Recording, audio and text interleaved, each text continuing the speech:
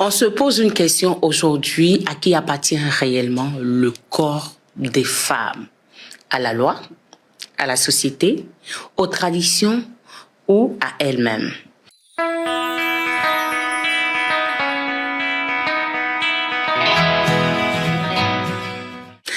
Bonjour, je suis Fleur Olive Oussougwe, je suis journaliste, experte DSSR et genre. Bienvenue dans Tribune DSSR. L'autonomie corporelle, c'est le droit pour chaque personne de disposer librement de son corps, de faire des choix en matière de santé, de sexualité et de reproduction en toute dignité.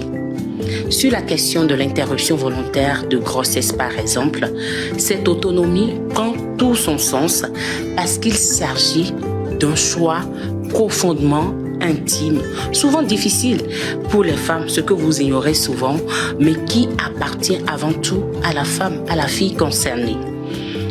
J'ai rencontré des femmes qui voulaient garder une grossesse, mais à qui l'on a imposé une interruption volontaire à travers des pratiques entre griffes mystiques. J'ai aussi rencontré des jeunes filles qui ne voulaient pas poursuivre une grossesse issue d'un viol, mais pour qui la société a fait un autre choix, celui de porter cette grossesse et de la garder jusqu'à terme. Ces réalités que je vous ai présentées montrent à quel point le corps des femmes, des filles, reste encore un espace de décision pour les autres.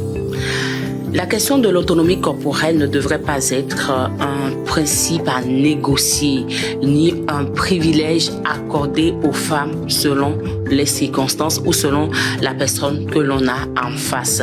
Elle devrait être une évidence. Vous le savez, nous avons au Bénin un cadre légal et des politiques publiques qui reconnaissent ce droit aux filles et aux femmes. Mais le véritable enjeu n'est pas seulement de parler de droit.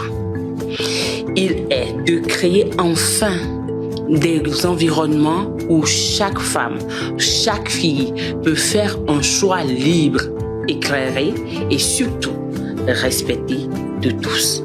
À très bientôt.